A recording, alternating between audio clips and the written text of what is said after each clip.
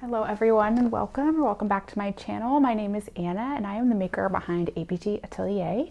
I am a knitter, a spinner, a sewist, a mother, an urban planner, and so I wear a lot of hats. But on this channel we focus mostly on my creative pursuits, which is my knitting, spinning, sewing, etc. And today we're going to talk about everything that I worked on in the month of October. So yeah, that's all I have to say for kickoff. Oh, I've got a fuzz in my eye. What I'm wearing today is the Lugenser from Sendas Garn. It is from the 2023, it's from the Soft for Women with the Frankie sweater and the Amy sweater. It's like a pretty well-known pattern booklet from Sendas Garn. I will say it's very similar in design to the sweater number 9. And I think there's also a sweater number 9 light for my favorite things knitwear. And I made this sweater in 2022. And then I didn't wear it for a long time because the sleeves were super wide, like they were just straight sleeves. And I discovered over time, as we'll talk about later, that I'm very particular about sleeves. So last Christmas time, about a little less than a year ago, I went back and ripped out the sleeves and re-knit them to be tapered. And I put this sweater back on a couple weeks ago and I was like, wow, that's a really nice, it's a really nice sweater. I really like this a lot, to the point that I think I might make another one or something quite similar. This one is knit in Hillesvåg unspun yarn, which comes from the Hillesvåg mill in Norway. I bought it when I went to Norway in spring of 2022, and I love it. It's so soft, it's so warm, it's like the perfect amount of toothy for me. I do like a little bit of, I like to feel my wool, but it's not itchy at all, I don't find. And it does pill like any unspun yarn, but I don't think it looks grubby and pilly. I think because of the color and like the fuzziness of the yarn that it kind of all blends in really nicely. It has a split hem at the bottom, which I don't do very often, but I like it. And just a deep raglan with a wide rib. And I really like the mock neck actually. I don't have a lot of mock necks or turtlenecks, honestly. I think I really mostly just do crew necks. So I really like this. I'm liking it a lot. And I think I want to make another one. I have some Briggs & Little Regal that my mom bought me for Christmas last year. I have 7 skeins of it because I wanted enough to make matching sweaters for me and my daughter. And so I'm thinking I might make a raglan. It may not be this exact pattern. I've been looking at some of the Albion McLaughlin patterns. But a raglan with a high neck, I think, is what that yarn is destined to be. So that's what I'm wearing today. Really like this sweater, really like the taper. I don't remember exactly how much I tapered, but I talked about it probably in my January makes video from this year. So I'll link that if you're interested in looking back at it. But it's also very similar to the sweater number 9, which I think does have tapered sleeves. So do as you will. And my mom also made a version of this sweater and she tapered her sleeves too, I think. So yeah, it's a great sweater. I really like it a lot and I love the yarn. This is a really like nicely wearing unspun. I know I've been talking for months and months and months and months about how I want to do an unspun dedicated video, because I've used a lot of unspun and I really like unspun yarn. This is maybe one of my favorites that I've ever used. So yeah, at some point that video will come to you when I have more hours in the day. Okay, yeah, that's it for my outfit. Let's talk about finished objects. I have quite a few. So maybe we'll start with smallest to biggest. Smallest is this gorgeous little Lindern bonnet from Indie Blomst, who is also Yuri Peterson. And I love this bonnet. I've made it once before. So this is the second time. I made the 0 to 3 month size for my brand new niece who was just born a few days ago. It has a very sweet little picot edge and this pretty lace on it. And just I-cord ties. Did I say I made the 0 to 3 month size? I did. And this yarn is just leftover that I had in stash. That's like a wool, Angora, and cashmere blend. I think it's really soft and luxurious. It was a sweater that I had unraveled from this, like a ready-to-wear sweater that I unraveled that I got at the thrift store. So it's really pretty. I think the fuzziness like softens the lace a little bit. Although when I was knitting this, I remembered how much I hate lace. I'm not a lace knitter. I don't enjoy it. I find the yarn over is really fiddly. It's not my favorite, but it was worth it for this. And I did the, I don't remember how the pattern tells you to like attach the picot binding, but but I followed the tutorial that Sophie from the Knit Pearl Girl has on her Instagram of how to like sew down, bind off and sew down at the same time. It's kind of like a Kitchener stitch. And I use that because I've made this before and it was really tight on the picot edge when I just bound off and then knitted it down. So sewing it down made it a lot more stretchy and helped keep the picot from like flaring weird. So yes, that's my sweet little bonnet. This is going to go to my niece very soon. She was just born and I'm going to visit my mom this weekend, and then my mom will take it to my sister when she goes to visit her. So it will go in many suitcases, a circuitous route to my sister's house. But yes, that is my first little finished object for knitting. My next is this fun sample knit that I knit for my local yarn store. My local yarn store here in Seattle is the Tea Cozy Yarn Shop on 24th Avenue Northwest. It is the most darling yarn shop, and they carry a lot of really cool yarns. They carry a lot of Senescarn. They have Isayer. They have Rauma. They have like a lot of the cool like Scandi brands that I like, and they also have like Hedgehog Fibers and Barocco and Peace Fleece and lots of cool, really interesting yarns. So I love my local yarn store. I love the owner, Emily. We're friends. And she asked me if I wanted to sample knit this hood, which is called the Tie the Hood. It's a pattern from Senescarn. Just comes in a single pattern and you have to buy the yarn with it, but she wanted a sample of it for the store. So I knit this up in Peer Gynt, held with Senescarn Tin Silk Mohair. And it used 4 skeins of the Peer Gynt and like 2.5-ish skeins of the mohair.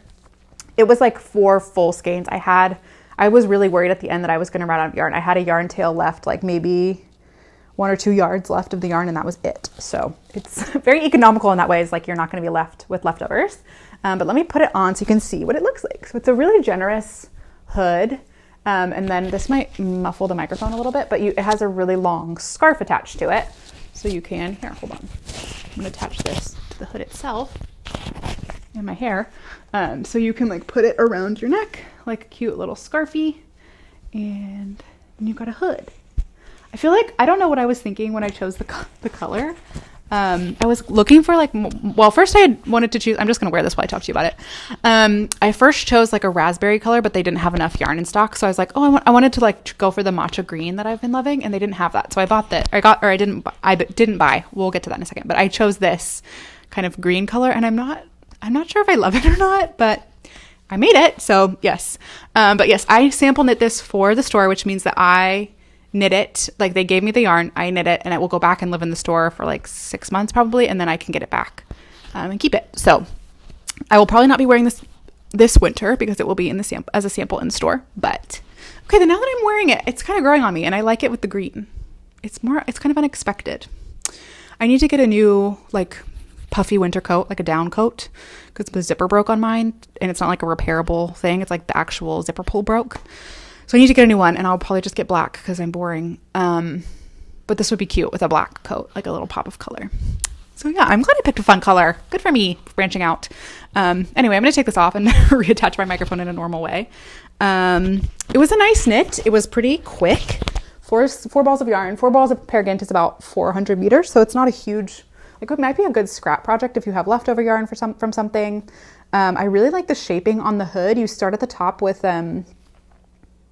Judy's Magic Cast On, and then do some short row shaping, some increasing and decreasing, but I do really like the shape of this hood. Honestly, I think it would be really cute. I might just make it like a bonnet version that doesn't have the whole scarf and just has like ties on the bottom. I think that could be cute in like a little Red Riding Hood kind of thing. So yes, that is my hood. This is my hood for the Tea Cozy. I do think I'm gonna, when I was blocking it, it's cold now in Seattle. This is relevant, I promise. So it takes much longer for things to block. In the summertime, I can like stick things out on my deck and in the sun, and they block like within hours. But because it's cold now, it takes like days. And so I often like put things, I have in-floor heating, like forced air heating. So there's a vent on the floor over here in front of my front window.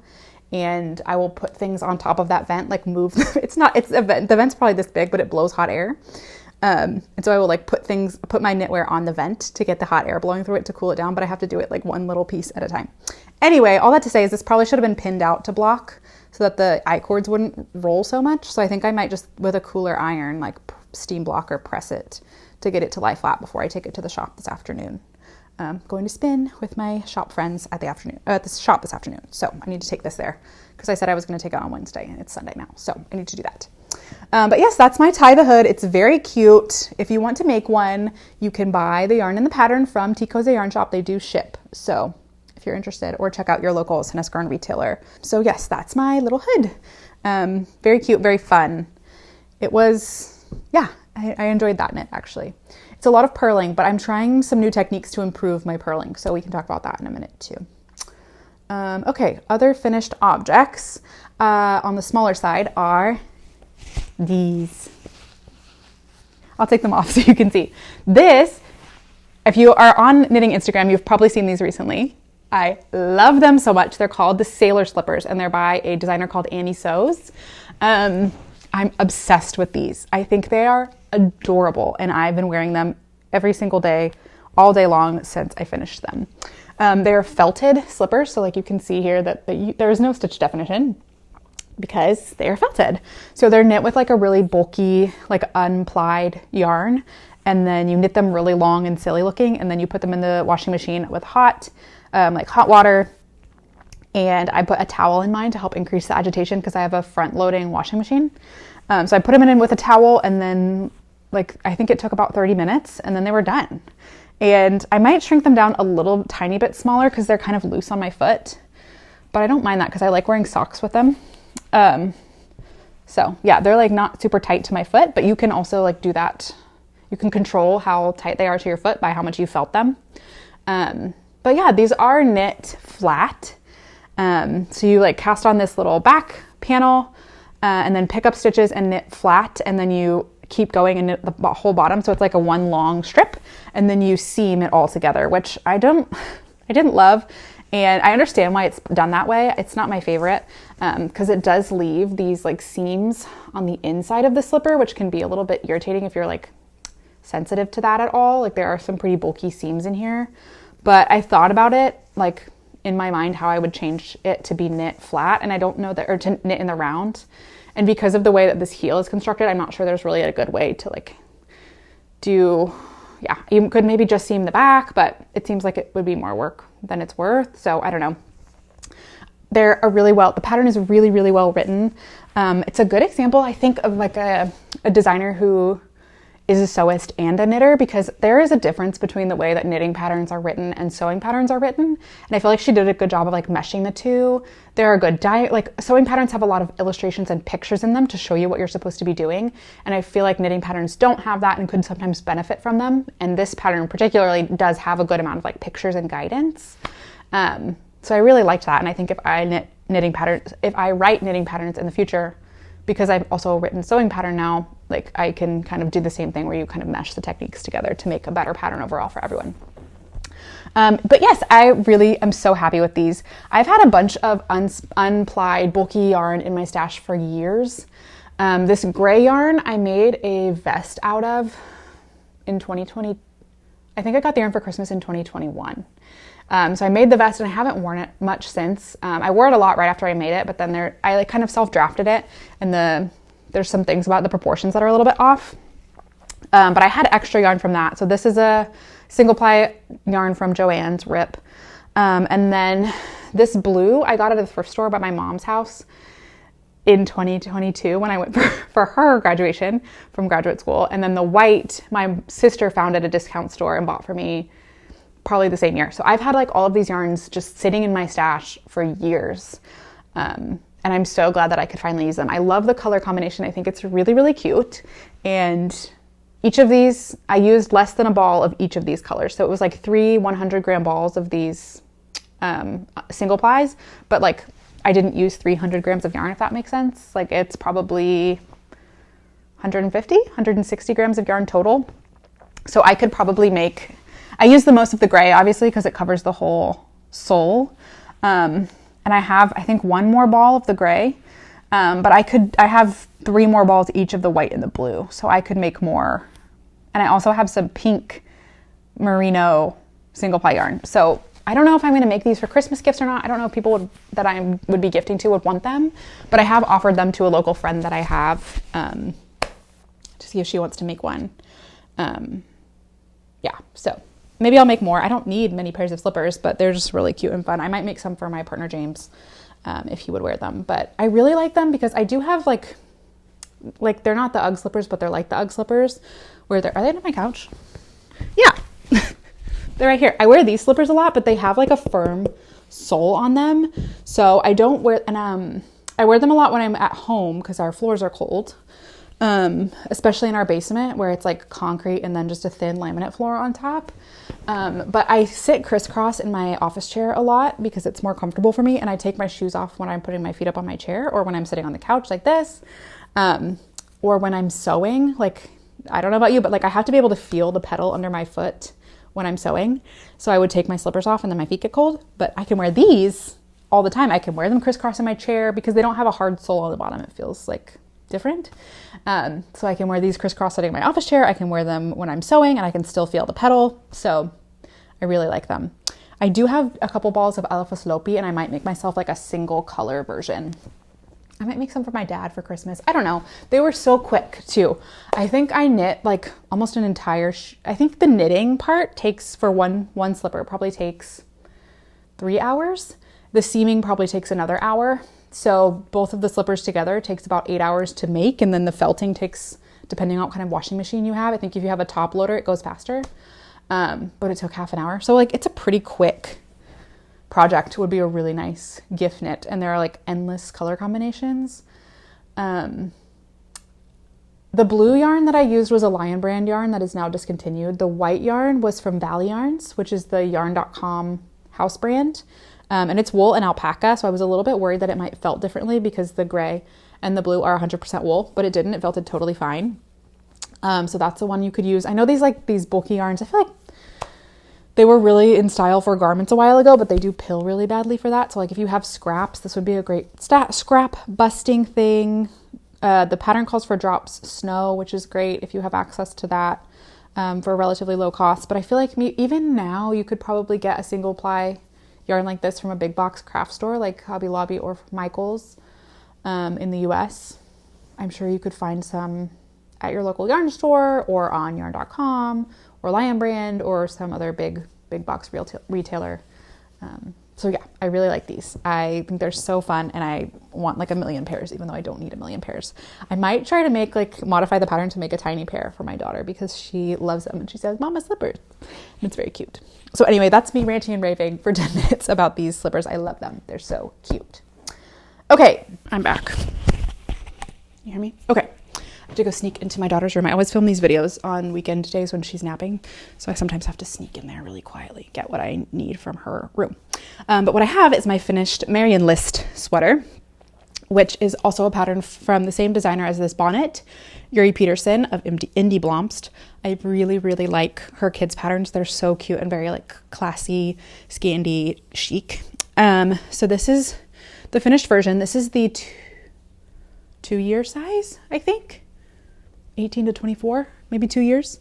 My daughter's 20 months for context. And I was worried it was going to like not have enough oversizedness that she could wear it for a while, but it actually does fit really nicely. She's at the point now where she's growing out of all the sweaters I made her last year. So we need a new round. So yes, I am really happy with this. I knit it from a cone of yarn that I bought years ago. That's a wool and Angora blend. And I have a whole sweater in this yarn. I have now knit a whole sweater for my daughter, and I probably have enough yarn to make another project, either for Caroline or for myself. Like a vest I could probably get for myself. Maybe I'll save it and make something for my daughter. Or if I have another child, like they could have matching. I don't know.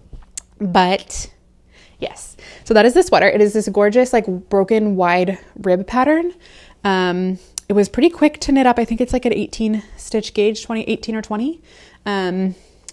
And I have a sweater that correlates really nicely with this. It's called the Mia sweater. I think I talked a little bit about this last time. It's called the Mia sweater by Coco Amore Knitwear. And it has a similar wide broken rib detail, but the wide broken rib is on the sleeves and around the hem. I will put a picture of it so you know what I'm talking about. So it's kind of like they're inverted from each other. Like this has the broken rib on the body and then mine has it on the sleeves. So they're like coordinating matchy, which I think is really cute. We went to the zoo last weekend for like a Halloween thing and we wore them together and I felt very cute with us in our little matching sweaters. And it feels really special because I knit that sweater for me in 2023 when I was having a really hard time, struggling to get pregnant. And then now feels like kind of full circle that now 2 years later and a bit, almost 3 now, that I have a matching sweater for my baby. So it's very special. It feels special. And I really like this pattern. I would definitely make it again. I think it's a great size for her now where I can roll up the sleeves, probably like the whole cuff, and it fits her well. And then the body is long enough that it goes like over her bum almost, which is good because I have a couple of Holger sweaters that I made her last year that are okay in the arms, but they're too short in the body. So I think I need to just be mindful of body length going forward. So yes, that is my Marienlyst sweater. It's very sweet. The one thing I will say about this is that there's no front or back shaping, so it's like reversible. And I am of the opinion that children deserve short rows, but I didn't want to mess with doing it obviously in this. So it doesn't really affect the fit, but just if that's something that you are conscious of, it doesn't have short rows. So yes. Okay. That is that. I have one more knitting finished object. I've been doing a lot of knitting this month. I went away for a couple days, so that's part of the reason I couldn't do sewing while I was away from my machine. But my last finished object, I will say finished, even though it still needs buttons, is my Olga cardigan or my Olga jacket by petiteknit. I'm feeling a bit wishy-washy about this. I'm so happy it's finished. I love the way it looks. I love the colors. The orange and yellow or white are really pretty. This yellowy orange is Yellow WO from Briggs & Little in the Heritage yarn, which is a 2-ply worsted weight. And then the white is a 100% wool reclaimed from an old sweater yarn. My disappointment, I think, from this sweater comes from a couple places. First of all is that when I knit, I didn't I think I did actually swatch for this, and then I cast on the back and started working it, and I had an 18 stitch gauge here. This pattern is written for a 20 stitch gauge. So I chose a size based on an 18 stitch gauge. But as I knit the sweater, my gauge tightened, and it's 19 stitches actually, all said and done, my gauge is 19 stitches. So when I thought I was knitting an 18 stitch gauge, I did some calculations and figured that I could knit the extra small and get a similar size to the medium. But because my gauge is 19 stitches, I knit the extra small, and I have stitch count more like a small, which is fine. It still fits, but it's not like the fit that I was going for. This is a 106 centimeter circumference finished. And my perfect sweet spot for oversized sweater is 116. So this is 10 centimeters or 4 inches less ease than I was expecting. Which is fine. I think the body looks nice, but I do feel like the body is out of proportion with the sleeves. And this is what I mean when I said that I'm very particular about sleeves. I feel like these sleeves look way too wide for the body. And I feel like I need to put this on to illustrate this for you. So hold on, I'm going to change really quick. Okay, I'm going to put this on so I can kind of illustrate for you what I'm talking about. So here is the sweater on. It's not bad. I'm not upset about it. It's not what I thought it was going to be. So you see the body is not huge on me, and it also is quite cropped, and I knit it. It feels cropped. It's not really that cropped, but it feels a little bit cropped. And the sleeves just feel really, really wide for what it is. And the thing that I noticed while I was knitting this is that the sleeve pickup counts for all of the sizes are very similar. I think this one was 80 or 82. And that's the extra small. The extra small was the same, and maybe even the small was the same. And then the medium was just 2 more stitches. So I find that disappointing. And I followed the decrease rate in the pattern. I don't know. I don't hate the shape of this sleeve. I just feel like it's out of proportion with the body, and I need to check my gauge on the sleeves to make sure it's not big or something. But it just feels, I don't know. Am I being crazy? I'm probably being crazy. Now that I see myself in the viewfinder, I'm like, yeah, you look fine. Could you please take a breath? I think I just will have to wear it buttoned up.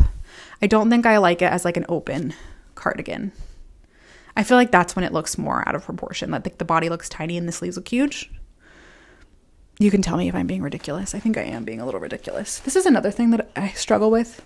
It's this weird back space thing. Maybe it'll be better when I put buttons on it. But anyway, that's my misgivings, I would say, with this finished object. There's nothing wrong with it. It's just not exactly how I envisioned it. I think the sleeves would feel more normal if the body was 4 inches larger. So that's partly my fault for not paying more attention to gauge, but I was paying attention to the gauge and trying to mitigate for it, whatever. I was a little worried that I wasn't going to have enough yarn for this, but I have like half a skein left. So I probably could have done at least the small, instead of the extra, extra small. No, maybe the extra small instead of the extra, extra small. Like I could have gone up one size and I would have been fine on yarn. So yeah, I'm not 100% pleased with it, but I will say that like there have been times in the past where I was not 100% pleased with something and then I just put it away for a while. And when I brought it back out, I was perfectly happy with it. There have also been cases where I've put something away and like never pulled it out again. So we'll see which way this goes. But the only reason it doesn't have buttons is because I don't have any in my stash. Buttons are weirdly expensive. Did I just not know that? I went to go get some buttons for a different cardigan a while ago and they were like $2 each, which feels like a lot to me. That like doubles the cost of the sweater. Anyway, for like, I don't know, it's like adds $10 or $12, but that's a lot. Anyway, I'm going to my mom's house this weekend, like I said, and she has so many buttons. She has a huge button stash. She like got buttons from my grandma and from my great grandma. And then there was a lot of years of her life where she's like unraveled things and repurposed old clothes. And so she has all of the buttons off of those as well. So I think I don't think I am. I'm going to raid her button stash and pick buttons for this. Excuse me. And another cardigan I'm going to talk to you about. And I'll probably just bring home some good button options for me, because I'm running low on button options at my own now. So yeah, I think I will probably either do a tortoise button or a white button. That's my ideal. I have some like pearlescent shank buttons that I got 1 or 2 of them from her the last time I raided her button stash. And if she has more of those, I might take those because I do really like them. So yes, I'm not unhappy with my Olga. I think it's cute. I think I'm just going to have to wear it buttoned. And because it doesn't have buttons right now, I can't quite see the vision, but it's very cute. I love the color. I really like the contrast button bands. I wasn't sure how I was going to feel about the stripy rib. I thought about just doing it in solid, but I went for it and I don't hate it. Yeah, this is about as wide as I ever want to go on a sleeve. And I think I calculated this out to be like 12.5 inches. I do not want a sleeve any wider than this. This is already pushing it for me. Like I kind of wish it was a little slimmer, but I don't really have it in me to reknit these sleeves because I had to do a lot of frogging on this sweater as it was, and I don't want to. And that's also why I don't want to add length to it, because I'd have to worry about the button. Like I just don't. Maybe later, but not right now. So yes, that's my Olga. Maybe I'll just keep this on for now. It can grow on us together. Okay, that's my Olga, and that is all my finished knitting objects. I just have one whip at this moment because I finished the cardigan and finished this and made the slippers. Those were like my treat for finishing these other projects. And now I need to cast on some new stuff. So this is my one and only whip at the moment. This is going to be a Holger sweater by petiteknit that I'm making in the 0 to 3 month size for my sister, the same sister that's getting this bonnet. I knit her, if you recall, if you've watched my past videos, I knit her a pair of fern pants in the same gray. So she's gonna have lacy pants, a plain sweater, and then a lacy bib, or lacy bonnet for a cute little outfit, mix and match. So yes, I've just finished the back panel and I need to pick up for the fronts. I wanted to talk to you for a second about tension and rowing out, because it's a constant problem for me because I am a continental knitter. The way that I purl, it's just looser than the knits and it causes rowing out, which I feel like I did a pretty good job of counteracting in this sweater by using 2 different needle sizes. But this sweater is knit on 3mm needles and I don't have interchangeable 3mm needles. I have like the really short ones, but I didn't want to use those. So I sometimes have to just try to keep an even tension, which is tricky. And I experienced the same thing when I was knitting this because it's knit flat. I did some bits of it on 2 different needle sizes and some not. And you can see that there is a bit of rowing out. I feel like the Peer Gynt actually did a really good job of kind of like disguising that. And I don't know if it's the mohair or what, but it doesn't look bad. But it bothers me. I don't like it. And I want to try and find a solution. And I feel like I might have landed on the solution. So you can see that the first couple rows of this panel are pretty obviously there is rowing out. Like rowing out is these weird stripes. And then it gets better. There's like a line here that was not better, but it's mostly better now. And that is because I've tried a new technique and it's really working. So if you recall also, if you've been around for a minute, I was lamenting my rib being weird when I knit it flat. And you can hopefully not see it too badly in this, but there is a difference between my flat rib and my stockinette, or in the round rib. And I noticed this when I was making my Esther jacket a couple months ago. And a lot of you suggested wrapping the yarn the other way to just use less yarn in the stitches. I'll put like some B-roll in here so you can see what I'm talking about in practice. But if you wrap the yarn the opposite way of how you would normally wrap it, it uses less yarn in your purls and it makes the stitches a little bit smaller. So you end up with a neater ribbing from both sides. And I decided to try that for a stockinette, and it's really, really working. So on the purl side, it's basically combination knitting. But I'm doing the purls the opposite way. And then when I knit back the other way, you have to kind of like untwist the stitches, because when you wrap the yarn the wrong way, it twists the stitch.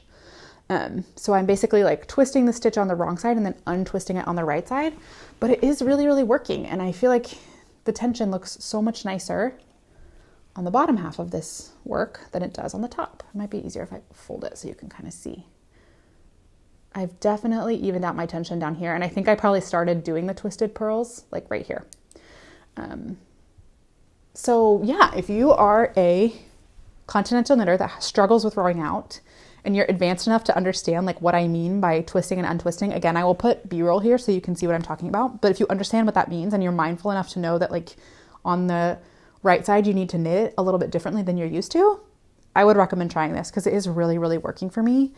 And I'm really happy because this means I don't have to do 2 different needle sizes and that I can just like not be annoyed because I have a sweater that I knit earlier this year that I really like, but there's a really obvious rowing out on the top of the yoke and I hate it. I think it looks really bad and unprofessional. So if I can address that in future sweaters, I will be happy. And I'm about to cast on another cardigan. So I'm going to try this from my cardigan as well and see if it helps. So yes, that's my tip of the day. But anyway, this is the Holger sweater by petiteknit from the Holger baby set, not like the bigger size version. And I need to knit away on this because I need to leave it with my mom so she can take it to my sister. So I've just done the back. I need to do the fronts. And then I think once I get in the round, it'll go zippy, zippy quick. So yes, that is my Holger. We'll keep going on that. This is knit in Knit Picks Stroll Fingering in the color Ash. It's a superwash merino nylon. It's a sock yarn, but easy care for children. So yes. Okay, that is my one and only active whip. But I did say that I'm going to knit a cardigan. So if you've been around for a minute, you may have seen a few months ago, I started to work on the sweater number 4 by My Favorite Things Knitwear. It's a really loose gauge or like large gauge raglan. And I had some tension issues, not because of rowing out, but because of like, I don't know, something went weird and halfway through the yoke, the tension changed and I hated the way it looked. So I just put that on hold for a while. And I think I've decided that I don't want to do that pattern anymore because I didn't like the raglan depth and I was worried about yarn. There was a lot of things. So I just decided I'm not going to do the raglan. I will do the mock neck raglan instead. But what I am going to do is use this yarn to make a traveler cardigan. I think for me, 2025 is just the year of the cardigan. I've knit more cardigans this year alone than I have like the rest of my knitting history. I've already knit 1, 2, 3 cardigans for me, and I'm going to knit another one. Have I only knit 3? I knit a red one. I knit my Esther jacket, and I knit my Olga jacket. So 4 cardigans in 1 year is pretty good because I think I've only otherwise knit 2 cardigans. So it's very exciting. Year of the cardigan, like Jonathan Days.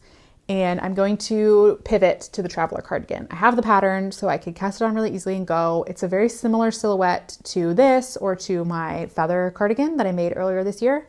It's that kind of like OMG Nikki NYC. I made this red cardigan earlier this year based off that, like inspired by this red cardigan from a ready to wear brand. And the silhouette of the traveler cardigan is very similar. I've even seen on other people's Ravelry project pages that they used the traveler to dupe the same sweater. So I think I will like that more. I also have a green pullover already and a green half zip. I really like green. So I think a green cardigan will kind of like cover all my bases. So that's what I'm going to do. I'm going to cast this on in the next couple of days and take this with me probably as one of my travel knits when I'm going away to my mom's house. So yes, that is what this is going to become. I'm pivoting to the cardigan. I'm trying to figure out like styling. I know it's like an ongoing lifelong battle, but I do really like the look of the buttoned up cardigan as a sweater kind of vibe. So that's what we're going to go for. I I just keep knitting drop shoulders even though I want to be knitting in the round. So yeah, that's my cardigan, and I'm going to cast that on next. And that's all my knitting for now. I do have, I'll talk about acquisitions at the end, but I have some sewing to talk about. So the first thing I'll talk about really quick is just this very cute little bonnet that I made also for my sister's baby. I was on Instagram, getting a lot of Instagram sewing and knitting inspiration lately. But I saw this post from the High Country Women. They're a sewing pattern company, brand. It's 2 women that work together, and they both just had babies. And one of them posted a picture of her like with her baby in a carrier wearing a really cute pointel bonnet. And I was like, oh, that would be perfect for pointel scraps, because I have made quite a few pointel tops over the last few months, and I have scraps left over from that can't really be used for anything else. And so I'll put the picture of my inspiration, and then this is what I made for my sister's baby. It's just like a pointy back kind of thing. And I used the Ralphie bonnet to figure out what size I should make the rectangle. The Ralphie bonnet is a pattern for Golden Hour Knits, and I tested it for her last year, and I have one that my daughter wears all the time. It's like a red and it has the little point in the back. It's very cute. But I used that to figure out like the shape, the length of the rectangle that I needed for this, because this is basically just a large rectangle that's sewed up in the back, and then it has a trim around the bottom and around the face, and that's it. It's very simple. So yeah, I used a pointel scrap for that, and then I just did the same technique that's in the Honey Girl tee for the bindings. Nope, it's the same technique that's in the Honey Girl tank, the lounge set, to bind the bottom and around the face. I don't know how this is going to fit. I kind of like sized it to be 0 to 6 months. So it might be huge on her. I don't know. I'm going to send it to my sister and we'll see. I have a couple other sewing. They're not really finished, but my pattern for the Promenade tote, this is the Promenade tote. If you're new here, I am working on releasing a pattern for this. The test period just ended, so I tentatively am hoping to release this by November 15th, which is coming up here pretty quickly. I need to make some modifications based on pattern feedback. There were some really good construction changes that people recommended that I want to implement, so I need to change a couple of things and fix some of the pattern pieces. But this is the Promenade tote, and I've made 2 more versions. I made one for the video tutorial, and I made one just to like test out a few other changes that I'm making in the pattern. So I wanted to show you those. Neither of them have their straps attached because I want to do one with snaps and one with buttons, and I can't decide which. So this is the maxi size of the Promenade tote, and this is just with a quilting cotton. It is not very like sturdy. It does not stand up on its own. It is quilted, but it's just not structured. It's like so large that it doesn't stand up on its own. So this would be like better for hanging, or just having, like, you could have a project. If it had a project in here to hold it together, it might stand up a little bit better, but it's just made in this really pretty kind of quilt block cotton. And then it has 100% cotton on the lining as well, has the drawstring, but this is the maxi size. This is the mini size. For comparison, I'm just holding it by the drawstring. And then I made this version in the midi size, which is going to be my stroller bag. So this pattern, if this is the first time you're seeing it, it's kind of inspired by a stroller bag, but it would also be a wonderful project bag, or like a bag to go on the handlebars of your bike, or a bag like if you can get it structurally sound enough, it would be like a really cute storage tote. You could play with the proportions for that. So there are a lot of ways that I feel like this could be really fun and versatile.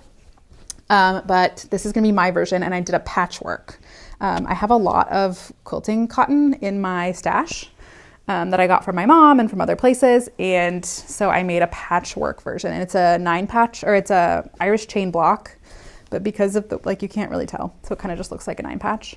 But I pieced and quilted the body of the bag and the bottom, and then I pieced the ruffle. It's not quilted, but it's pieced, and it's pieced a little bit differently.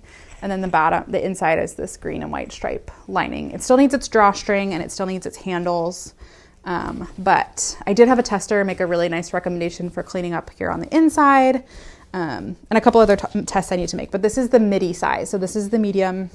So just for comparison, this is not great. It would be easier if they had handles on them, but small and medium next to each other, and then medium and large next to each other. This would be easier if they were like tough. So all of the size like information is in the pattern, so you can, here, I'll like hold them all up like this. So small, medium, large. Yeah, it's got the very statement ruffle, and I'm really happy with the pattern. I've worked really hard on it for months. My testers did an incredible job. They were so helpful and so kind, and all of their versions are beautiful. I'm so inspired by them. So it's like, it was my first time hosting a test and like doing a lot of things, but I'm feeling really excited for the launch of this as well. So now I have like a million of these, and I may even make one more to make some, because I need to, I think, change some parts of the video tutorial. So more Promenade totes in my future, but yes, they're really cute and really fun. This is the only one I've made that really stands up on its own. I think it's partly because the outer fabric is quite stiff. It's a Berkali cotton, so it's like a pretty stiff, and then it's quilted. Sorry about that. My camera ran out a bit of memory card, so I had to go get a different memory card, and I changed my sweater because I was really hot in the Olga. Anyway, I was talking about my Promenade tote. It's coming very soon. I'm hoping, shooting for November 15th. So keep your eyes peeled for that. I might post a video more about it. I might not. I feel like I've talked quite a lot about it, so you probably don't need another video. But I will post in the community tab, and I will post on my Instagram. And if you're excited about it, just know that it's coming really soon. And I want to have it out in time for people to make it if they want to give it as gifts. So yeah, I also think it would make, it's too late for that now, but it would make like a really cute Halloween trick-or-treating bag, an Easter basket, many possibilities for a cute little Promenade tote. So yes, that is that. I have a couple other sewing projects that I've been working on but haven't finished. The first is this Carol blouse, which is a pattern from Magic Studio. It's very cute. I made this is with 100% linen, but it's just not going my way. I wanted this to be long sleeve, but I didn't pay attention when I was cutting it out and didn't leave myself enough fabric for the long sleeve. I could have if I'd cut it a little bit differently, but I didn't. So I had to go for the short sleeve, and then I added this trim on it, which is really pretty, but it does not work around the neck. It looks like silly. So I think I'm going to take the trim out from both the neck and the sleeves and redo them, but that's just going to require a lot of unpicking that I don't want to do at this point. So I kind of put it in the naughty corner. I think the trim is cute. I just either need to pull it down a little bit lower. Yeah, I just don't think it works around the neckline. It looks a little bit too like Victorian. So I need to redo that, and I need to steal buttons from my mom for this. It's not a problem with the pattern. It was a problem with me and the way I applied the lace and everything. So I need to make a change to that. It's also like kind of an off-white lace, and it's showing up more in daylight that they're not the same color. So I need to unpick and redo that. And then the other thing I've been working on is kind of inspired by, there's been a hurry home. There is a sew along right now that people like all over my Instagram are participating in, that to make the Rue coat by Spaghetti Western Sewing using her hurry home quilt pattern. So you like make the quilt blocks and then apply them to that coat. It's so cute. I just don't have the mental energy to do a quilt coat right now. Like that. But I loved the little house blocks, are so cute. And someone shared, or Sadie from Spaghetti Western Sewing shared this image of like what you could do with some of your practice blocks for the quilt pattern. And I love it. I think it's so adorable. Our house is kind of like it's orange. It's like a bright orange, and it's kind of a statement. It's like weird to have an orange house. I think it was not the color I would have chosen. It was like this when we bought it, and it's just like not a super high priority for us to repaint our house. But it's like kind of charming in its own way. And you'll notice that the pictures that used to hang here on this wall are gone. They're not gone, they've just moved because they're by an artist that is my husband is really good friends with, and they actually do have some value to them, the pictures do. And they're like in direct sunlight here, and we were just worried that they would fade if they stayed in direct sunlight all day. So they've moved to a non-sunlight wall downstairs, but that leaves this wall empty. And so I was thinking, like when I saw this wall hanging, I was like, oh, that would be so cute to put in Caroline's room. And I was like, oh, what if I just put it on my wall? I think it would be kind of funny, like as you walk through the door of our orange house to like see an orange house. So I thought about using the Spaghetti Western Sewing pattern, but I figured I could find it's based on a very traditional block. So I was just looking for like free quilt blocks that were a house, and I actually landed on a different one. It's this one. And I've made this so far. It's a really just like very simple little house. But I do want to put the letters underneath it that say home, and I'm not sure what fabric I will do that in, but yes, this is my little orange house. I'm still not in love with the windows on this, and I've changed colors a lot. I had the windows and the roof different before, or I had the roof different and the chimney different, and I've switched them around a lot, but this is a little bit more true to the look of our house. So It's just the house part is floral and then everything else is solids. Actually, the door is a purple gingham because our door is purple. And I did the same for the roof just for like continuity, or for the chimney. So yeah, that's my little block. I need to finish it. Obviously, I want to put the letters on, and then I need to like batting and binding and quilting. I need to figure out how if I'm actually gonna quilt it or if I'm just gonna leave it unquilted. I don't know yet. So yeah, this is like a work in progress as well, but it's cute. And if it looks nice in the end, I will put it up on the wall. These windows though, I feel like they're staring at me with like giant Paul Hollywood eyes. I think I might change them. I've unpicked and redone so many parts of this quilt that like, what difference does it make, you know? But it's really cute. And the floral orange has brown designs and then blue little flower centers. So that's why I chose these colors. So yeah, that's what I'm working on. I'm not like in a rush to finish that. It's probably gonna get set aside for a couple other things for a while, but it's on my list of things to do. Okay, my battery light is flashing, so I need to go fast. I have a couple acquisitions. I went on a trip to Eugene, which is a really darling town in Oregon. I had a great time. I went by myself for the first time, like for a trip, just me, for the first time since Caroline was born. It was the first time I'd left her overnight. I was really nervous, but I was excited to have like a break and some time for myself. And it was wonderful. And I've known about Eugene Textile Center for years. They always come to Fiber Fusion Northwest. It's a vendor. They're like a fiber mecca. They have like looms and spinning equipment and like they have all sorts of cool stuff. And they had like estate yarn, they called it, which is basically like someone gives old yarn and you can buy it for super cheap. So I bought these. These are a discontinued patents yarn. It's called Country Garden DK. It's a superwash merino, and they have these two colors. And I figured I wanted to make a Olga jacket for Caroline, my daughter. I think the Olga jacket for kids is called the Holger jacket, but I have enough of these to make probably like a 6-year-old size, honestly. So I may make it a little bit big so she can grow into it. But yes, that's what I got these for. And then I went to an estate sale in my neighborhood and got some crafty things. So I got these buttons, which I really like, these vintage buttons. They're 6 green buttons. And then I got a ton of quilting fabrics. I got this one just because I thought the clouds were really cute for something for a child. I don't even know how much there is of this, probably a yard, a little bit less of that with the clouds on it. And then there was a lot of Christmas fabric there, and I went yesterday on Saturday and I saw all the Christmas fabric and I was like, I don't need this. I'm not gonna make a Christmas quilt. And then I had a stroke of genius and I remembered the new Connie tree skirt pattern that Sydney Graham just put out. And so I went back today and got a bunch of fabrics to make a Christmas tree skirt. So I have rapid fire, just like this green with florals on it, this very obviously Christmassy one, this little white one with red, the green with the holly and the hearts, stripy stars, this one that has like a little bit of sparkle in it. And then I have huge cuts. This is actually a green tablecloth, but it's already round, so I think it would be the perfect backing. And then this red and white dot that I might use for the tree skirt, or there's enough of here. There's like 1.5 yards or 2 yards of this. I might use this for clothing. So yeah, I have some scraps in my stash. I can supplement these, but I think I'll make like a cute quilty version of the Connie's tree skirt. And then I also got this, which I'd never seen before. It's a rotary cutting mat and pressing thing together for quilting. I'm not going to become a quilter. I find the piecing and everything very tedious, but there are some quilt projects that I want to do.